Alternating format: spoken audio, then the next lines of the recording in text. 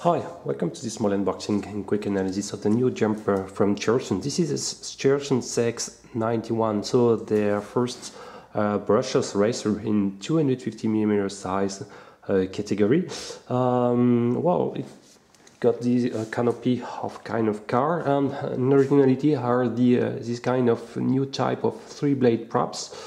Covering coupling the motors, not to be screwed to the shaft, but the props I will show are got a very interesting design. I'm not sure it's efficient, but it's including, of course, 5.8 GHz FPV system, and it comes in RTF format, so it means that you have also FPV monitor. Okay, it's FXT model exactly, to be more precise. So you will see they recognize the different design, okay, and the camera is also recording in 720p format. So what you will find, in fact, you will find a lot of different box inside. Okay, so I already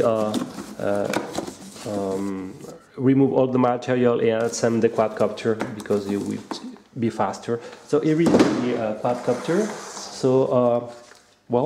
So when you receive it, the prop won't be installed. So you need to use this wrench, okay, specific wrench to install. So you just make a 4/4 of tour to lock them on each arms. Okay. So in the first glance, you will see that everything is in the plastic. Any carbon fiber or 3K carbon plate, everything in nylon. Okay, it seems to be solid, but it's in nylon. I can give you some thickness information if you want. So for example, the thickness of the arms are something related to 7 millimeters. Okay, well, maybe probably smaller, thinner, okay, less than 5 in the exactly on the motor pod. And it's out of the box is pretty light, so I can give you the information of the weight. You will exceed probably 300 grams, okay, with the LiPo battery. I will use this box as to make a complete and basically the weight is of 412 grams, okay, with everything, the battery and the FPV system. So it's not so heavy for 200mm quadcopter size. And on the front you will find the FPV camera, okay. So you can adjust the lens orientation, as you can see, with a positive angle. Okay, that's good for fast forward, fast FPV racer. But if you want, you can also target, if you plan more, to make some video capture. On the lateral side of the quadcopter, you will find the micro SD slot here exactly, okay, where you can insert the 4GB provided micro SD card. It's a little bit hard to enter it, okay, so you need some very thin nails to lock or unlock the micro SD card. On the front left arm, you will be able to find the 2.4 GHz antenna band, okay, only one antenna, so no diversity system. I have no information yet about the radio protocol, okay. Still on the bottom part, the two front LEDs light, they are strong but not so strong, so I will show you. We power the LiPo, and you will notice that it's not so intense like for example, okay, it's strong but not so much. So for night flying, I think it's a minimum. I'm not sure it's very compatible.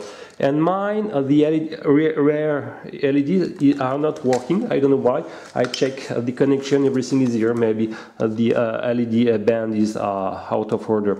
Anyway, so on the bottom, you will find the motor attached directly to the ESC, hidden behind the canopy. I will show in a few instants, and very easy to install or remove the 1603S LiPo battery rated 30C. Okay, that's good, and a battery strap to lock the battery, of course, to avoid slicing inside.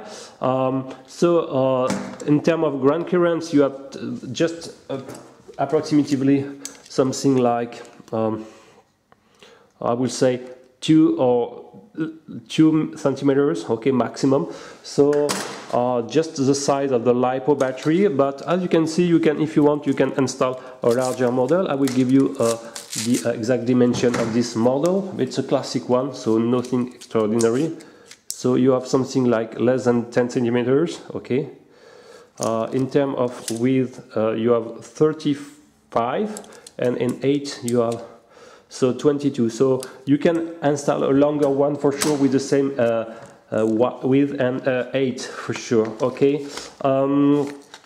On the bottom part, everything again is in plastic, okay. The landing gears are attached via screws, the motor is attached with basic screws, okay, nothing special. And well, so if you want to find more interesting stuff, you will need to release the 4 clips locking the top canopy. So it's pretty easy to disinstall, and you will be able to find all the entire part. So here is the internal part. So basically, if you remove the 1, 2, 3, 4 screw, you will be able to detach the main power distribution board, okay, where on both sides you will find 2 ESC. So this is a complete plate, okay, this from here to here, where you have the 4-in-1 ESC system, okay. So they are announced to be 12 or 16 ampere. Actually, no indication that it's supporting 4S. I'm not sure of it at well. But below this power distribution board, in white, you can find the flying controlling board. Okay, so on it, you will connect the 4 ESC. Okay, 1, 2, 3, 4 attached, associated with the 4 motors, and the 2-pin one is associated with the red rear and LEDs, and the 2 external is probably associated with the LEDs, the front LEDs, okay. I have no indication about yet about the hardware, as well the receiver. So the receiver is also included in this white box, white housing here, okay. So on the rear side you will find the FXT video transmitter, okay, working 5.8 GHz. I like this brand. They usually provide a very clean signal. They are also the brander of the FX758, a very nice 200 milliwatts small combo. That's pretty good. And here you have this video transmitter with a 6-position dip switch. Okay, only the first 5 are useful. By default is working on the band A, on the A1, okay, frequency. Now I tune to the E1 from the Bascam band. You have to attach through when the canopy installed the antenna. So it's an RPCMA connector, okay. And what I need to do is to little bit untight the screw to be able to screw the antennas through the rear all of the canopy, okay. I found on the main distribution board there is probably a buzzer, so there is probably a voltage alarm somewhere, and you can see more of the front FPV camera. I have no indication. I think it's a 600 TVL model working in an NTSC format, okay, so the signal is also broadcasted in NTSC format. But in my first observation I saw that this camera is more focused for the close distance object, not too much for the far, okay, infinity field of view. So probably I will need to tune a bit the lens, okay, so to more be focused on the long distance for FPV flying will be much better. What I can say, the electronic is clear, it's clean, okay. I've no yet indication about the ESC and if it will be possible to maybe flash something different. I don't know the type of firmware installed, but you have to know that there is at least no USB port at all on the flying controlling board, so no possibility actually to upgrade the firmware or something like this. it's a locked system. It's okay, so it's well, drawback of course. But anyway, I hope they tune correctly this quadcopter in terms of PID and etc. You have to know that at least you have thanks to the radio switch, you can fly in horizon on acro mode. That's good at least. Well. Anyway, I regret the full nylon plastic strategy because it's not so cheap. Quadcopter is sold actually more than 270 bucks. Okay, so we could expect at least something a little bit more in carbon fiber. Okay, even if I say then the arms seems solid, but they are in nylon, so the crash resistivity is of course an open question. Okay, so now I will show you more of the transmitter side. So, well, you have the classic Cheerson chassis, okay, from the CX-20, for example, or 22. Here only two switch buttons. Okay, one, the left one is more associated to turn on the camera recording by pressing down. It's auto centering on the switch B. Okay, and if you press up, you will take a photos. You have all the indication on the lateral side. That's good. On the switch A, by default, when you're in 0, you are in stable flight, so the horizontal flight in terms of multi-way. And if you press 1, you are in acro mode. Okay, more to cut a gyroscope and to perform flips if you want with your CX-91. You have the FPV monitor, so out of the box you have to install the FPV holder bracket. So it was a little bit tricky, so I will show how to succeed. You have 3 parts of metal in the FPV monitor box. So one small, here you can notice here, okay, one small and the long metallic one. Okay, so you have to and another one which is attached here on the FPV monitors as well on the screw. So the first step is to use the 2 long screw associated in the bag of the FPV monitors. Okay, and to insert in the screw by this side. Okay, not from the small metallic part. Okay, and you will be able to lock on the hanging bar here, the FPV bar. Then you have to screw the last screw on the bags, the small piece of metal here. Okay, then you will be able to use this large screw to lock all the system. You have on the FPV monitor what I really like. This is the brightness. Okay, you have the white node. That means that the firmware have been flashed to have to enjoy more of the FPV and to cut smoothly the VBO signal and appearing the white snow. You have on the lateral side the power switch, micro SD port to recharge the internal LiPo. Okay. And on the other side, you will find an AV in if you want to broadcast another source, okay, FPV source. Everything is more located on the top. Here you have 5 buttons. So the first one is a channel selection. Okay. So if you I'm not wrong, if you long press on it, you will start the auto tune. Okay. You will find auto church frequency function. The second one is to select the frequency, one of the 4 frequency band. Good news, 4 or 5, it's compatible with a raised band. And here you have some button. For example, out of the box is to select the menu, to decrease the menu by the minus and plus button. But here you have a menu button. I will turn on.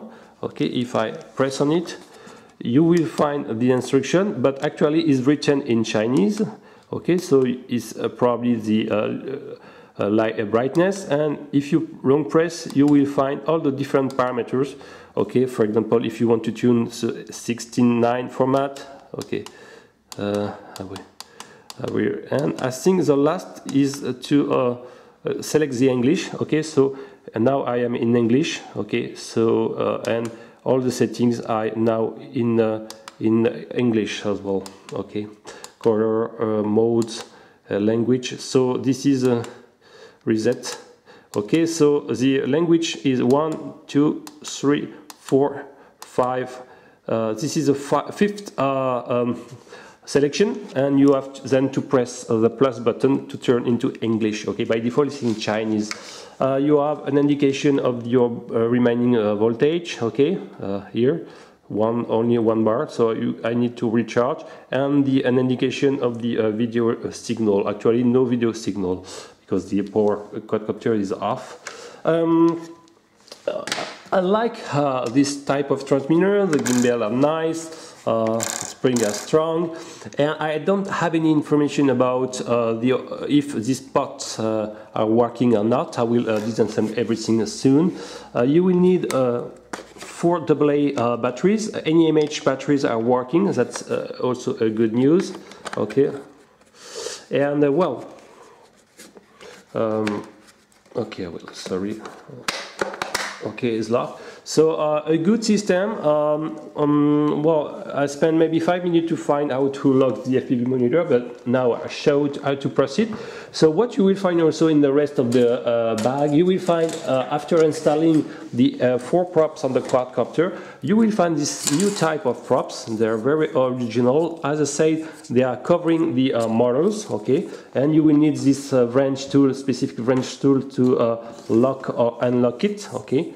No problem. I can give you the information of the weight at least. They are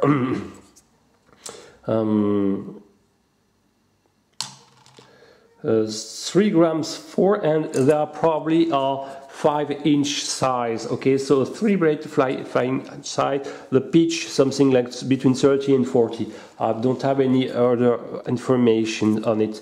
What also you will find, except the wrench tool here, you will find this screwdriver. Okay, it's useful to lock the FPV monitor on your transmitter. An USB charging cable ending with a micro USB connection to recharge your FPV monitor. The micro SD card reader associated with the 4 gigabytes SD card that I already inserted into the quadcopter. Charging to recharge the 1600 milliamps 3S battery. Okay, so it's using the balancer plug, and the AC adapter is up to 800 milliamps. Okay, 15 volts. They also gave micro, it's 2.5 millimeter jack connector ending with the video signal and the sound, I guess, to input in your FPV monitor. So you have a full description, okay?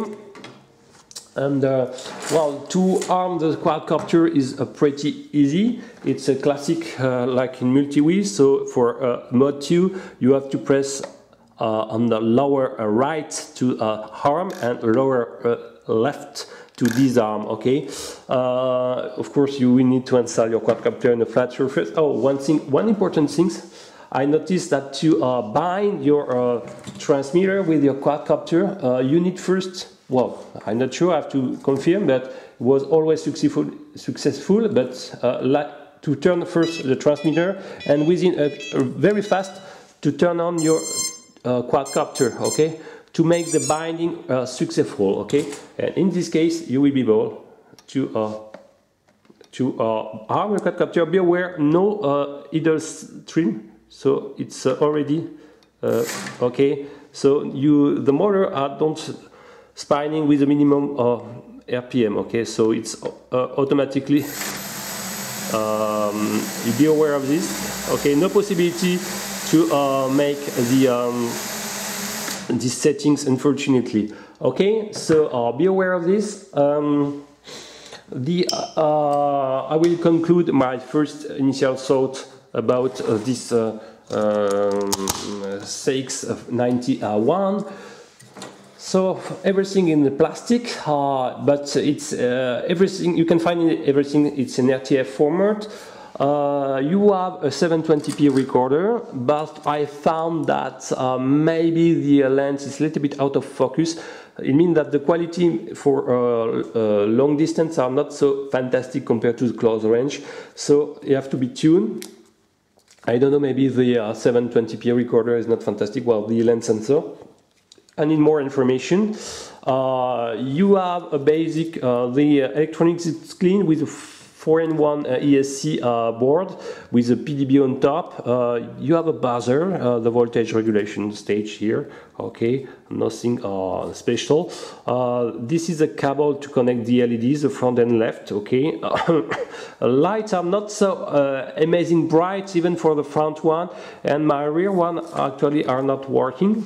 I have not yet information about the radio protocol as well. The system is probably a 32-arm MCU inside, I guess. No actually possibility to flash to either update some setting or flash a new firmware of the board. So it's a locked system, a closed system. Okay. Anyway, I will measure in soon the outdoor test of the capacity of this flyer, how good. In the first test in my small garden, it was not bad at all. Not very ultra sporty, very punchy, but okay, because it's three blades. Three blades, it's less sporty in general, but we will see in outdoor test. I will record everything. So you have to know that actually you cannot install on the same time a Mobius camera, well, at least with the actual canopy, maybe over this front ESC, but I'm not sure. So it's a drawback. You cannot install very easily another HD camera. Okay, voilà. Okay, and a strange choice. The associated linear antenna with more cloverleaf antenna for the FPV. So it's a strange choice. So because you know you have at least 3 dB of loss with the mid-matching between the linear polarization with the circular one. So you can expect to have better range to have to match everything, the cloverleaf with the cloverleaf, etc. So antennas are ERP CMR. Okay, I end this unboxing. I hope you like it. If you like it, please submit. See you next time. Bye bye.